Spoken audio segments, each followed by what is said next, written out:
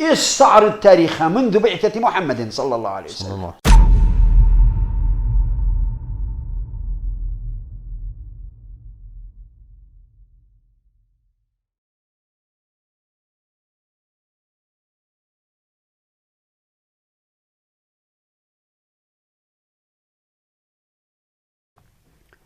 بسم الله الرحمن الرحیم.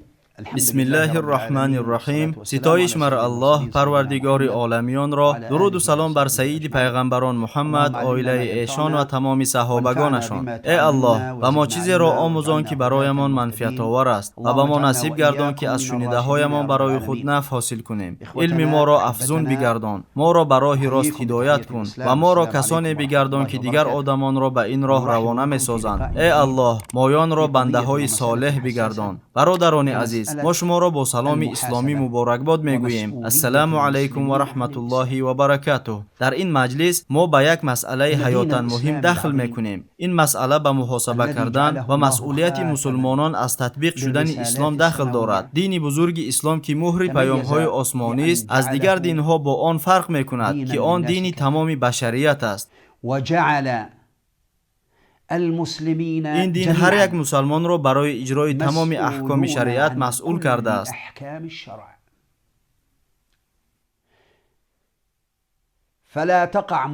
اگر در میان مسلمانان مخالفت به شریعت سر زده، زنا، دزدی یا کشتار ناحق در میان آنها صادر گردد، مسئولیت این همه بر دوش همه مسلمانان خواهد بود.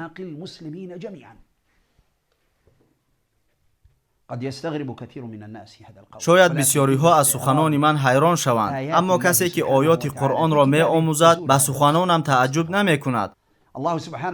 هنگامی که الله متعال به مسلمانان با طلب نماز خطاب کرده، به آنها فرمود نماز را برپا کنید. او به آنها همچون جماعت به طور عمومی خطاب نمود. الله متعال فرمود برپا کنید و برای افاده کردن معنای این کلمه، اون کلمه ادو بلکه کلمه اقیم را کار فرمود. بین این کلمه ها فرق کلان موجود است. استفاده شدن کلمه اقیم در آیتی که می فرماید نماز را برپا کنید، معنای آن را دارد که همه مسلمانان را باید به اجرای این فرمان وادار ساخت. از این سخنان معلوم می شود که این کار چنین وظیفه نیست که انسان در آن اختیار داشته باشد. اگر خواهد نماز خواند و اگر نخواهد نخواند. وقتی که الله متعال به ما فرمود که جامعه خود را از افلاسی های زنا، ربا و تصرف ناپاک مال و ملک پاک سازیم، کیفیتی به حیات تطبیق نمودن آن را نشان داد. زیرا او گفت دستهای دزدمرد و دزدزن را ببرید. این چنین او فرموده است زن زیناکار و مرد زیناکار را هر یکی آنها را 100 تازیانه زنید. در این آیات ها الله متعال به کل مسلمانان خطاب عمومی کرده است. امت اسلامی مسئولیت اجرای این امرها را به عهده دارد. هرچند با تطبیق بی‌واسطه این احکام باید حاکمان مشغول گردند، همه ما برای جاری کردن شریعت و تطبیق احکام آن مسئول هستیم. فقیهان اسلامی از این دستور عمومی برای تمام مسلمانان قاعده را برآوردند که قدرت از آن امت است. امت آن است که به حاکم قدرت عطا می‌کند و سوگند می‌خورد که در سبکی و وزنینی، در حالتی که نفس به طاعت و اطاعت مایل است و هم در حالتی که این کار برایش دشوار است، و این چنین به او سوگند می‌خورد که از ملامت ملامتگر نترسیده سخن راست را خواهد گفت. اینک مسلمانان برای تطبیق شدن احکام شرعی مسئولند. آنها این چنین از بیعت به خلیفه مسئول هستند. آنها وظیفه دارند که خلیفه را وادار به آن سازند که شریعت الله متعال را به آنها عملی کند و اسلام را در تمام جهان پهن نماید. از بس که مقامات، افراد و جماعت ها از کمبودی خالی نیستند، آنها به اصلاح دائمی نیاز دارند. چون که ما آدمانی هستیم که گاه خطا و گاه درست رفتار میکنیم.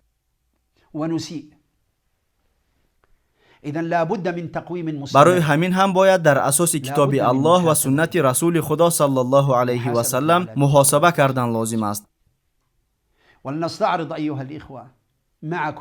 برادران عزیز، حالا درباره شخصان نقل میکنیم که حاکم خود را به بهترین طرز حساب و کتاب میکردند. ما اینچنین درباره حاکم نقل میکنیم که هنگام او را محاسبه نمودن آدمان به بهترین طرز آن را قبول مینمود. في معركة بدر در جنگ بدر پس از آن که رسول معصوم صلی الله علیه و سلم به تمام بشریت فرستاده شده نقشه جنگ را ترتیب دادند، حباب ابن منذر به ایشان گفت: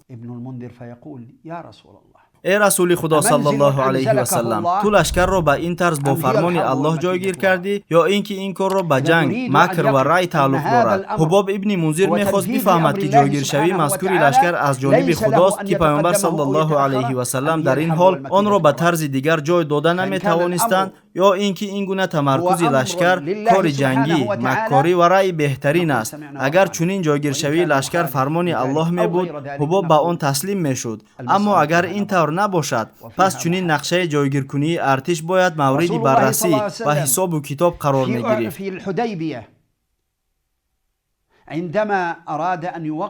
هنگامی که رسول خدا صلی الله علیه و سلم خواستند در حدیبیه پیمان امضا کند، با وجود پیامبر بودنشان، عمر به ایشان گفت: ای رسول خدا، چرا در چیزی که به دینمان داخل دار است باید پس زده شویم؟ از اینجا میفهمیم که هیچ کس حق ندارد که در محاسبه نمودن حاکمان با اشاره به نیت این حاکمان در اجرای این یا آن عمل بی‌پروایی ظاهر کند. ما نیت آنها را نمی‌آموزیم. وقتی که ما شخص مسئول، راهبر جماعت و حاکم دولت را محاسبه می‌نماییم، آنها را به خاطر نیت‌هایشان محاسبه نمی‌کنیم.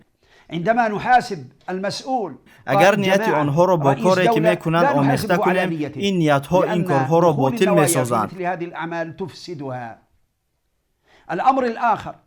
از جهت دیگر هنگامی که عمر ابن خطاب پیامبر صلی الله علیه و سلم را محاسبه نموده به ایشان: ای رسول خدا، چرا در چیزی که به دینمان داخل دار است باید پس زده شویم؟ گفت: این سخنان را به گوششان نگفت، بلکه در نزد آدمان دیگر گفت. از این رو اگر بگوییم که این سخنان را به گوش حاکم هنگامی در خانه‌اش بودن او گفتن لازم است، نادرست می‌بود.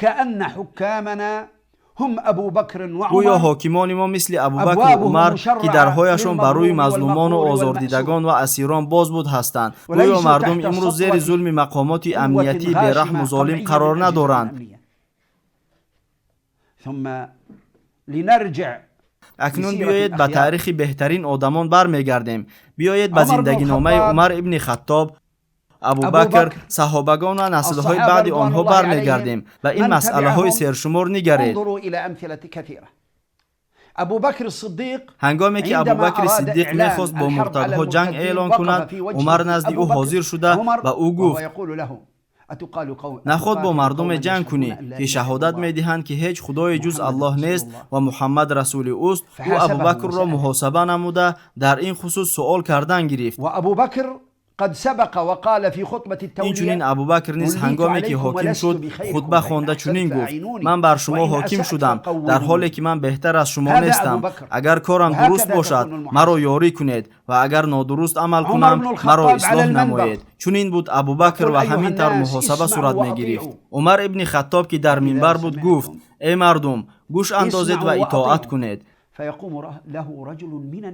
یکی از آدمانی که در آنجا بودند گفت: به تو نه گوش می‌اندازیم و نه اطاعت می‌کنیم. برادران، شما می‌دانید که چرا او این طور جواب داد؟ عمر چی کار کرد که یکی از اصحاب به او گفت: به تو نه گوش می‌اندازیم و نه اطاعت می‌کنیم؟ او این سخنان را به عمر فاروق، آن کسی که حق را از باطل فرق می‌کند، گفت که کشورها را فتح کرده، شهرها ساخته بود، دین را پهن نموده، عدالت را جاری کرده بود. او برای خود قصر نمی ساخت، ثروت را به خود مصرف نمی کرد و با کافران دوستی نداشت. پس چرا وی این سخنان را به او گفت؟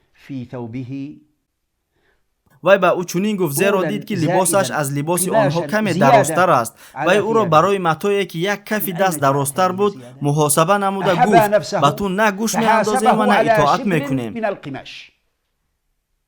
فقال له لا سمعا ولا طاعة وقال له اتق الله يا عمر. به مرد مثل عمر از عمر الله یقال بی‌ترس له میگویند اتق الله و او را برای متاع به اندازه ویحاسب علی کف دست شبر من محاسبه القماش مینمایند. اما امروز ولا حاکمان یحاسب مسلمانان حکام برای المسلمین خون علی الدماء ریخته مسلمانان که مثل دریا التي جرت جاری است أنهارا محاسبه ولا على نمیشوند. الأعراض التي هتكت ولا على الثروات التي آنها هدرت برای پایمال على کردن شأن و ملذات شرف محرمة مسلمانان على شواطئ اسراف الريفيرا ثروتها وغيرها. در لذت‌های حرام و ولا برای على هدیه مال ثروات مسلمانان که به دشمنان کافر توسط منحت پیمان‌های لعدو خیالی الكافر. در مسئله اسلحه بخشیده می‌شود محاسبه کرده بصفقات نمی‌شوند. وهمية للسلاح ولا على أموال بالمليارات تنفق. همچنین آنها را برای میلیاردها دلاری که برای امریکا و فرانسه در جنگ ضد مسلمانان صرف کردند سرزنش نمی‌کنند. ولا على حلف این حاکمان را برای بستن پیمان‌ها با صلیب‌کشانی که به مسلمانان عداوت داشته آنها را به قتل می‌رسانند سرزنش نمی‌کنند. اما عمر را باشد برای متاع به اندازه کف دست سرزنش می‌کردند. اکنون بیایید به آنها بنگریم که پس از عمر که برای حاکمان نمونه عبرت بود آمده بودند. واقعاً وی نمونه عبرت بود، چون به مردم فرمود اگر این سخن را نگویید در شما هیچ خیری نیست و اگر به آن گوش ندهیم در ما هیچ خیری نیست. جریه ابن قدامه از سعدی که در روبروی معاویه ایستاده بود به او گفت ما به تو اطاعت کردیم تا با آنچه الله نازل کرده است بر ما حکم فرمایی. اگر تو این کار را پوره انجام دهی پس ما نیز آنچه را که در دوش ماست پوره انجام خواهیم داد. اما اگر تو این را نخواهی پس ما از پس خود سپرهای زیاده و مردان سختگیر را گذاشته‌ایم که نمیگذارند که تو به آنها ستم کنی. هذه هي سيرة الأخيار. چنین از تاریخ صحابه ها و تابعین ها الله از آنها راضی باد. محاسبه فرض بزرگی می باشد که بر دوش مسلمانان گذاشته شده است. در مورد عملهای منکر حاکمان خاموش ماندن ممکن نیست. نسبت رهبران دسته های و جماعت ها که از خون مسلمانان فایده به دست آورده و کردارهای غیر شرعی دست میزنند خاموش ایستادن ممکن نیست. في حوض ماء نجس لا يجوز السكوت فليس في الإسلام. در اسلام تقسیمات آدمان به شخص‌هایی که به کارهای دین مشغول هستند و شخص‌هایی که به کارهای دنیا مشغولند وجود ندارد. تمام مسلمانان برای اسلام و تطبیق احکام آن مسئول هستند. این مسئولیت بر دوش تمام مسلمانان گذاشته شده است. هر کسی که نسبتش بی‌عدالتی صورت گرفته به الله شکوه کرده است که مسلمانان او را بیاری گذاشتند در روز قیامت علیه ما دعوا خواهد کرد. با مسلمانان رو آورده میگوییم مانند بنو اسرائیل نشوید که دربارهشان الله متعال فرموده است کافران بنو اسرائیل با زبان داوود و عیسی ابن مریم لعنت شدند. این با آن سبب بود که آنها سرکشی نموده حدها را تجاوز میکردند. آیا این سخن رسول خدا صلی الله علیه و سلم را نشنیده اید که فرمودند نه سوگند به الله البته امر به معروف و نهی از منکر میکنید از دست ظالم داشته او را به حق وادار میسازید و در حق نگاه میدارید وگرنه الله دلهای شما را به هم می‌آورد و سپس شما را لعنت میکند چنانه که آنها را لعنت کرد. از الله متعال میپرسیم که عزم ما را مستحکم کند و در برداشت این بار سنگین کمک کند. ما را از کسانی گرداند که سزاوار یاری اش شده دین او را استوار میسازند. ای مسلمانان بدانید که کمک الله بهای بلند دارد. این کمک را شخصی ترسانچک منافق و کسی که خلاف فرموده های الله عمل میکند به دست نمی آورد. از الله متعال التجا میکنیم که ما را از بندگان خداترس و پاکیزش بگرداند. از او میپرسیم که ما را جنگاوران اسلام و دعوت کنندگان آن گرداند. از او التجا میکنیم که ما را با بنیاد دولت اسلامی شاد گرداند. از او میپرسیم که ما را با آن خوشنود سازد که بزرگی از آن اسلام و مسلمانان میباشد. السلام علیکم و رحمت الله و برکاته.